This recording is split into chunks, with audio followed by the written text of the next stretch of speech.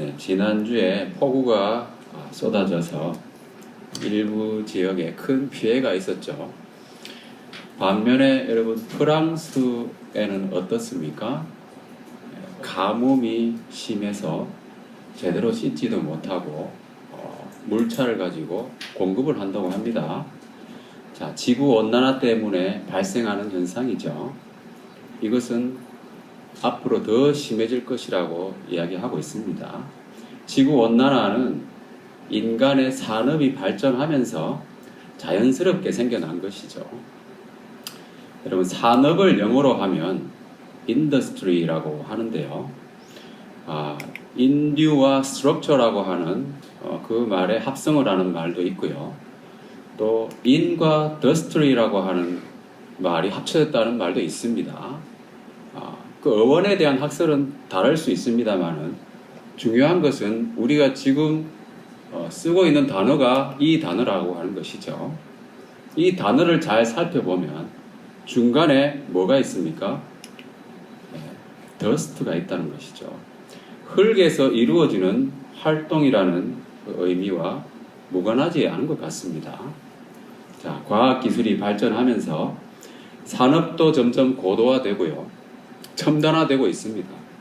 그래서 요즘은 5차, 6차 산업까지 말하는 단계가 되었죠.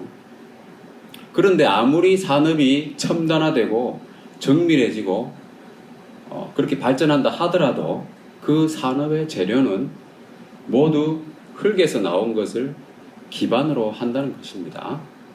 자, 인더스트리라는 겁니다. 바꾸어 말하면 흙을 얼마나 근사하게 가공하느냐에 대한 것이 바로 산업이라는 얘기죠. 그래서인지 6차 산업이라는 말 여러분 들어보셨습니까? 6차 산업이라는 말이 있더라고요. 6차 산업의 의미는 1, 2차, 3차 산업을 복합해서 농가의 높은 부가가치를 발생시키는 산업이라고 합니다. 그래서 우리나라에서 공식적으로 사용하는 명칭은 농촌 융합 복합 융복합 산업 이렇게 부르고 있다고 합니다. 결국 뭡니까 여러분? 결국은 흙이라는 것입니다. 지구 온난화로 인해서 그린란드 빙하가 녹고 있다고 합니다. 그것을 알고 있는 사람들 중에서 특히 빌 게이츠와 같은 세계 최고의 부자들은 거기에다가 투자를 한답니다. 여러분, 그린란드에 투자할 게 뭐가 있겠어요? 무엇에 투자하겠습니까? 희토리를 얻으려고 거액의 돈을 투자하고 있습니다. 최첨단 IT 산업, 그것도 결국은 흙이 없이는 불가능하다는 것이죠. 지금까지는 빙하 때문에 개발을 못했는데요. 이제는 그동안 묻혀있고 가려져 있던 곳까지 사람들이 손을 대기 시작한 것이죠. 그러다 보니까 땅이 쉬지 못하고 있습니다. 인간의 산업이 본질적으로 흙으로 이루어지다 보니까 산업이 발전한다는 말은요, 땅이 혹사를 당하고 있다는 뜻이죠. 그래서 그 결과는 지금의 지구온난화와 기상이변으로 가뭄과 홍수와 산불 피해 등으로 나타나고 있다는 겁니다. 자, 이 모든 현상에 그러면 숨겨져 있는 보이지 않는 영적인 의미는 무엇이겠습니까? 그것은 오직 성경을 통해서 알 수 있는 것이죠. 인간이 죄를 범해서 하나님의 면전에서 쫓겨났을 때 땅도 함께 저주를 받았습니다. 창세기 3장 17절과 19절 말씀을 보시면 땅은 너로 말미암아 저주를 받고 너는 네 평생에 수고하여야 그 소산을 먹으리라 말씀하셨고요. 네가 흙으로 돌아갈 때까지 얼굴에 땀을 흘려야 먹을 것을 먹으리니 땅이 사람으로 말미암아 저주를 받았습니다. 그리고 사람은 노동, 즉 땀을 흘리는 일, 그래서 땅을 갈아야 했습니다. 창세기 3장 23절에 보시면 여호와 하나님이 에덴 동산에서 그를 내보내어 그의 근원이 된 땅을 갈게 하셨다고 되어 있어요. 여기서 땅을 그의 근원이라고 했습니다. 사람이 흙으로 지어졌기 때문이죠. 사람이 땅을 간다는 말은 흙먼지 속에서 이루어지는 활동들을 통해서 육체적 생존을 유지한다는 것이죠. 산업이라는 거예요. 인더스트리입니다. 그래서 산업이 발전하는 것이죠. 그러면서 동시에 어떻게 되겠습니까? 자기 근원이 된 땅을 간다는 말은 곧 그런 산업이 발전하면서 인간의 근원인 땅도 점점 허물어져 간다는 겁니다. 죄로 인한 하나님의 저주는요, 반드시 땀을 흘려야 살 수 있게 하신 것이고, 따라서 땅도 쉬지 못하고 혹사를 당하면서 망가져가고 있습니다. 그런데 하나님은 뜻밖의 선언을 하십니다. 이제 사람은 땅과 함께 쉬어라. 이게 갑자기 웬 말씀입니까? 반드시 땀을 흘리는 수고를 해야만 살 수 있게 하셨는데 쉬라니요. 일하지 말라니요. 그러면 이제 무엇을 먹고 삽니까? 일자리가 없어진 거잖아요. 그죠? 일하지 않아도 하나님은 살 수 있게 해주시겠다는 거예요. 이게 도대체 무슨 말씀인가? 우리가 죄를 지어서 땅과 함께 저주를 받고 땅을 갈아야만 살 수 있는 줄 알았는데, 일하지 않아도, 즉 노동을 하지 않아도 살아간다는 말이죠. 도대체 납득이 안 가는 거예요. 자, 여러분 이해가 되시나요? 이제 하나님 쉬라고 하셨어요. 새로운 곳에 우리가 오래 정착하여서 그 문화에 적응하다 보면 자기가 가지고 있던 원래 문화를 잃어버리는 경우가 많이 있습니다. 자, 문화의 대표격이라고 할 수 있는 언어가 그렇죠. 사용하지 않으면 말을 우둔하게 합니다. 그죠? 말을 잘 못해요. 인간은 범죄 후에 쫓겨난 뒤에 오랜 세월 동안 하늘의 법칙, 그 하늘의 언어를 잃어버렸어요. 땅의 문화, 땅의 방식으로 살았습니다. 자, 상식적으로 보면 땀을 흘려야 살 수 있는 거예요. 그죠? 수고 없는 품삯이 어디 있겠습니까? 우리가 아는 한 이것은 지극히 당연한 원리죠. 그런데 하나님은 땀 흘리지 않아도, 일하지 않아도 이제 살게 해 주시겠다는 말씀을 하신 거예요. 이것은 완전히 새로운 명령이에요. 새로운 명령이에요. 여러분 그동안 안식일에 대해서 많이 들어보셨잖아요. 우리는 이 문화에 친숙하기 때문에 새롭지 않다고 여길 수도 있겠지만 이것은 완전히 새로운 명령이라는 거예요. 생각해보면 땅의 문화, 땅의 언어로는 도무지 이해할 수 없는 명령이에요. 어떻게 일하지 않고 살 수 있는가? 왜냐하면 이것은 하늘의 언어이기 때문에 그런 겁니다. 하나님의 말씀이라는 거예요. 자, 우리가 어떻게 그러면 이것을 제대로 이해할 수 있겠습니까? 제대로 이해할 수 있겠습니까? 생각해야 될 것은요, 원래는 그렇지 않았다는 겁니다. 원래는 그렇지 않았다는 것을 깨달아야 돼요. 하늘에 속한 원래는요, 일하지 않아도 모든 풍족한 것을 누릴 수가 있었어요. 그런데 우리가 일해야만 하는 이유는 뭡니까? 땅으로 쫓겨났기 때문이잖아요. 그래서 땅의 문화에 젖어 있었습니다. 쫓겨난 이유는 무엇입니까? 바로 하나님의 말씀을 거역했기 때문이죠. 그래서 땅과 함께 저주를 받았고 일해야만 살 수 있게 되었다는 거죠. 그렇다면 이제 하나님의 명령, 이 새로운 명령, 쉬라고 하는 말씀은 뭔가? 그 저주로부터 해방을 의미하는 것입니다. 죄 때문에 땅을 갈아야만 했는데 이제 땅을 갈지 않아도 된다는 말씀은 곧 죄를 덮어주시겠다는 그 의미라는 거죠. 따라서 땅과 함께 쉬라는 하나님의 명령은 이 모든 문제의 근본 원인인 죄의 문제를 덮어주신다고 하는 하나님의 뜻이 명확하게 반영되어 있는 말씀입니다. 그리고 하나님의 면전에서 죄 때문에 쫓겨난 인간이 죄의 용서를 받는다는 말은 뭡니까? 이제 다시 하나님 앞에 설 수 있게 되었다는 의미죠. 그래서 땅과 함께 쉬라고 하는 이 하나님의 명령은 여호와께 대한 안식입니다. 레위기 25장 2절 4절 말씀 다 같이 읽어보겠습니다. 시작. 이스라엘 자손에게 말하리라. 너희는 내가 너희를 주는 땅에 들어간 후에 그 땅으로 여호와 앞에 안식하게 하라. 7세에는 그 땅을 쉬어 안식하게 할지니 여호와께 대한 안식이라. 너는 그 밭을 파동하거나 소원을 가꾸지 말며. 네, 땅에도 안식이 필요하다는 말씀이죠. 그런데 그것은 여호와께 대한 안식이라고 했습니다.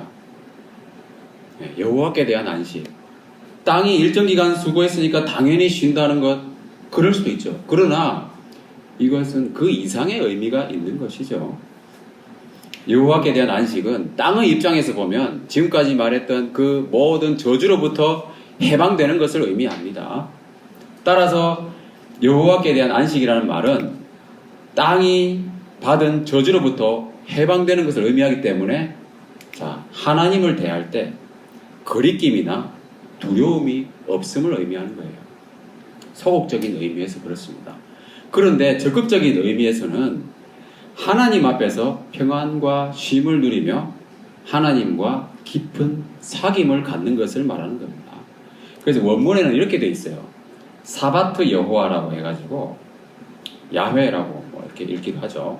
자, 그래서 이것은 여호와의 안식으로 번역하는 성경들도 꽤 있습니다. 그래서 하나님의 안식에 동참하라는 의미로 이해할 수 있다는 겁니다. 그래서 이 번역을 새 번역과 대조해가지고 이 구절을 살펴보면요. 레위기 25장 2절 4절 말씀에 나와 있는 그 땅으로 여호와 앞에 안식하라 하는 말은 나 주가 쉴 때에 땅도 쉬게 해야 된다. 그러니까 여호와 앞에 안식이라는 말이 나 주가 쉰다. 하나님의 안식이라는 의미로 번역되고 있다는 겁니다. 4절 말씀도 마찬가지예요. 그 땅이 쉬어 안식하게 할지니 여호와께 대한 안식이다. 이렇게 말씀하셨을 때는 나 주가 쉼으로 땅도 반드시 쉬게 하여야 한다. 그렇게 번역하고 있습니다. 자, 하나님의 안식과 더불어서 누리게 되는, 함께 누리게 되는 안식을 말씀하고 있는 것이죠. 자, 하나님의 백성으로서 우리가 하나님의 안식에 동참한다고 하는 것은 하나님과 함께 일하고 함께 쉰다는 거죠. 그게 뭡니까? 결국 하나님과 동행하는 삶을 의미한다는 거죠. 자, 하나님의 백성이 그렇게 안식하게 될 때 그 땅도 여호와의 안식을 누리게 됨을 말씀하신 겁니다. 자, 생각해 보면요. 이것은 죄로 얼룩진 인간과 또 함께 저주를 받은 땅에게 있어서는 너무나도 파격적인 말씀이잖아요. 지금까지는 일해야만 먹을 수 있었는데 이제 일하지 않아도 먹게 해주시겠다는 거잖아요. 지금까지는 땅의 법칙으로만 살았다면 이제 하늘의 법칙으로 살 수 있게 해주시겠다는 말씀입니다. 자, 그래서 이제 하나님께서는 우리에게 하늘의 원리가 실현되도록 완전히 새로운 명령을 주신 것으로 이해해야 되는 거예요. 하늘에 속한 원리는요, 일하지 않아도 모든 풍족한 것을 누리는 것이었습니다. 인간이 범죄하기 전까지만 해도 그랬어요. 하나님의 동산 바깥으로 쫓겨나기 전까지는 그랬다는 겁니다. 그런데 지금 땅에 있는 우리에게 이 명령을 주셨다는 말은 이 땅과 함께 쉬라고 하는 이 안식의 의미는 뭡니까? 일하지 않아도 먹을 수 있다. 곧 믿음으로 의롭게 되는 복음의 메시지하고 매우 닮아 있습니다. 로마서 4장 4절 5절 말씀 다 같이 시작. 하나님 자에게는 그 삭시 은혜로 여겨지지 아니하고 보수로 여겨지거니와 이를 아니할지라도 경건하지 아니한 자를 의롭다 하신 이를 믿는 자에게는 그의 믿음을 의로 여기시나니. 네, 믿음으로 의롭게 되는 이 원리는요, 경건하지 않은 자라 할지라도 그리스도를 믿는 자에게 죄의 사함과 그리스도의 의를 전가시키는 것이죠. 일을 하지 않아도 의롭게 해주시겠다는 거예요. 선행을 하지 않아도, 선한 게 아무것도 없어도, 그죠? 그래도 영생을 선물로 주시겠다는 거예요. 그게 바로 하나님의 원리고 복음이에요.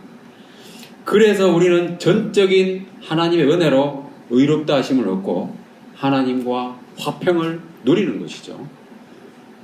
쫓겨났지만 하나님 면전에 설 수 있게 됐다는 겁니다. 그것이 바로 여호와의 안식이에요.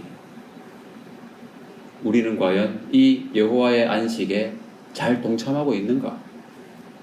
그죠? 돌아볼 필요가 있는 것이죠. 휴식이나 여가의 여건이 주어졌을 때에 혹시 우리는 하나님 없이 그냥 쉬기만 하지 않는가? 인간의 모든 휴식의 의미에는 하나님의 은혜가 반영되어 있는 거예요. 따라서 우리는 쉴 때 세상 사람들처럼 그냥 쉬는 것이 아니라 여호와의 안식에 동참해야 된다는 것입니다. 오늘 아침에 제가 차를 타고 오면서 그 서울대 앞을 이렇게 지나올 때 보니까 오른쪽에 거기 도로가 넓거든요. 오른쪽에 차들이 줄지어서 쭉 되어져 있었습니다. 원래 주차장도 아닌데 다 등산하러 가는 것 같더라고요. 그때 제 사모가 저한테 하는 말이 이 사람들은 예수님을 안 믿을 가능성이 높다. 이렇게 이야기하더라고요. 이 시간에 그죠? 우리는 예배하러 지금 가고 있는데 그 사람도 등산하러 가니까 그 사람들의 여가 시간은 어떻게 되는 겁니까? 그냥 쉬는 거예요. 여호와의 안식과는 아무 상관이 없는 그런 휴식이라는 겁니다. 우리는 세상 사람들처럼 그렇게 쉬는 것이 아니라 하나님의 안식을 기억하면서 쉬어야 된다. 하나님이 쉬실 때 함께 쉬고 하나님과 깊은 사귐을 누리는 저와 여러분 되시기 바랍니다. 자, 일을 안 해도 살 수 있다는 것, 참 획기적인 말씀이 아닐 수가 없습니다. 그 안식이 의미하는 바는 하나님의 저주로부터 해방되고 자유를 누리게 됨을 의미한다고 했습니다. 그런데 그것을 하나님이 증거로 보여주신 것이 바로 광야 생활 때 6일째에 이틀분의 만나를 주셨다는 겁니다. 안식일에는 그 만나를 거두러 나가지 않아도 일하지 않아도 그죠? 땀을 흘리지 않아도 먹을 수 있었다는 것이죠. 자, 광야 생활 때는 안식일을 주로 그렇게 거두지 않아도 먹을 수가 있었다는 거예요. 자, 안식일 하루는 그렇다 치고 그러면 과연 1년이라고 하는 긴 세월이라고 하기까지는 그렇고 1년이라고 하는 그 긴 기간을 그렇게 할 수 있겠는가? 하루 정도는 그죠? 안식일 하루 정도는 먹는 둥 마는 둥 하면서 버틸 수 있다고 생각할 수 있지 않겠습니까?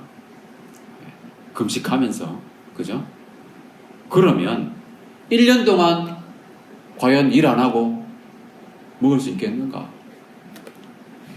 의문이 생기지 않습니까? 실제로 하나님은 6년째 해에는 더 많이 거두게 하리라고 약속을 하셨습니다. 그게 뭐냐 하면 레위기 25장 21절에 보면요. 내가 명령하여 6째 해에 내 복을 너희에게 주어 그 소출이 3년 동안 쓰기에 족하게 하리라. 그렇게 말씀하셨어요. 하나님은 1년이 아니라 그 묵은 것을 먹는 기간을 고려해서 3년 쓸 것을 주시겠다고 약속하신 거예요. 땅의 법칙으로는 도무지 이해할 수 없는 약속이잖아요. 땀 흘리지 않아도 살 수 있다는 약속이고요. 이제는 정말 땅의 원리가 아니라 하늘의 원리를 따라서 살라는 명령입니다. 동시에 이것은요, 인간의 죄와 땅이 받은 저주를 완전하게 해결하실 것을 예표하는 말씀이기도 합니다. 그래서 오늘 본문에 나오는 안식년과 희년에 대한 말씀은 미래를 가리키는 말씀이에요. 영원한 본향, 미래를 가리키는 말씀이라는 거예요. 하나님 앞에서 영원히 안식할 것을 예표하는 것으로서 미래를 말씀하고 계시라는 겁니다. 레위기 25장 1절에 보면요. 여호와께서 시내산에서 모세에게 말씀하여 이르시되, 자, 시내산에서 말씀하셨다고 하는 것은 출애굽한 지 2년 정도가 된 그 시점이라는 거예요. 광야 생활이 본격 시작한 지 얼마 되지 않은 때예요. 여러분, 광야 생활에서는 주로 만나를 먹었잖아요. 그래서 조금 전에 말씀드린 그 안식일만 일 안 하고 먹는, 그게 의미가 있는 거잖아요. 그런데 안식년과 희년은 그들이 행할 수 있는 규례가 아니었어요. 그것은 약속의 땅에서 지켜야 할 말씀이었다는 겁니다. 그래도 오늘 말씀에도 나오잖아요. 그 땅에 들어가면은. 예. 자, 광야 40년 생활을 안 하고 만약에 이스라엘 백성이 바로 가나안에 들어갔다 하더라도 안식년이 되려면 7년째가 돼야 되잖아. 그죠? 그리고 희년은 50년째가 돼야 되는 거예요. 그러니까 지금은 이 안식년과 희년이라고 하는 말씀이 큰 의미가 없다는 겁니다. 그렇다면 이것은요, 미래의 어느 때가 되면 오랫동안 일하지 않고도 먹을 수 있는 때가 온다고 하는 말씀을 미리 하신 것이다. 예. 그리고 여러분 잘 보시면 이 하나님의 안식의 개념은 안식의 기간이 점점 늘어난다는 특징이 있습니다. 자, 안식일은 7일 중 하루를 쉬잖아요. 안식년은 1년을 쉽니다. 그죠? 그리고 희년은 앞에 안식년과 더불어서 2년을 쉬는 거예요. 자, 우리가 주 5일째 근무를 하면서 일주일에 이틀 쉬잖아요. 근데 여러분 7년마다 1년 쉬는 그 안식년을 여러분들에게 주어진다 생각해 보세요. 1년을 쉰다고 생각해 보세요. 어떤 느낌일까요? 그러다가 50년째에는 1년 더 해가지고 2년을 쉰다고 생각해 보세요. 2년 동안을 일을 안 하고 자기가 좋아하는 취미생활만 한다면 어떤 느낌일까요? 그런 경험을 해본 사람이 아무도 없잖아요. 그죠? 아무도 없습니다. 아무도 해보지 않아서 모르겠지만 지겹도록 쉬지 않겠습니까? 어떤 사람은 한 열흘 정도 쉬는 것도 지겨워가지고 일하러 나가려고, 집안에 붙어있기 힘들고, 그죠? 자기 취미생활 하는 것도 특별히 취미가 없는 사람은 그렇게 말하더라고요. 한 달 일 안 하는 것도 견디기 어려워합니다.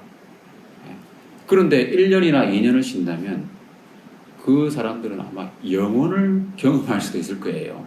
아, 이렇게 오랜 기간이 있구나, 쉴 수 있는. 그렇지 않겠습니까? 따라서 이렇게 점점 증가하는 안식 기간이 가지는 의미가 뭐겠습니까? 미래의 메시아가 오시면 영원한 안식을 주실 것을 예표하는 것이에요. 그리고 희년에는 자유를 선포하라는 말씀과 더불어서 자기의 소유지와 가족으로 돌아가라고 말씀하고 있습니다. 레위기 25장 10절 말씀, 다 같이 시작. 너희는 50년째를 거룩하게 하여 그 땅에 있는 모든 주민을 위하여 자유를 공포하라. 이에는 너희의 희년이니 너희는 각각 자기의 소유지로 돌아가며 각각 자기의 가족에게로 돌아갈지며. 네, 희년에는 아무 조건 없이 하나님의 완전한 은혜로 각자 자기 소유지와 가족으로 돌아가게 하셨어요. 놀라운 말씀 아닙니까, 여러분? 그런데 이스라엘 백성이 실제로 이 안식년이나 희년을 지켰다는 기록이 없습니다. 오히려 역대하 36장 21절 말씀을 보면요, 토지가 황폐하여 땅이 안식년을 누림같이 안식하여 70년을 지냈으니 여호와께서 예레미야의 입으로 하신 말씀이 이루어졌더라. 이 무슨 말입니까? 예루살렘이 멸망해가지고 바벨론으로 다 끌려갔잖아요. 그때 그 땅이 비로소 안식을 누린 거예요. 70년 동안. 이스라엘은요, 왕정이 시작된 시기가 대략 BC 1050년 정도 되는데, 그때부터 BC 586년 또는 588년이라고 보는 학자들이 있는데요. 멸망할 때까지 약 464년 정도 존속했다고 합니다. 이 기간 동안 희년하고 안식년을 계산을 해보면 적어도 9번의 희년 그리고 65회의 안식년, 그럼 70년이 넘거든요. 그런 안식년이 시행될 수 있었습니다. 제대로 시행했다면. 그런데 이스라엘은 그 왕국이 존속되는 기간에 단 한 번도 제대로 안식년이나 희년을 지키지 않았다는 거죠.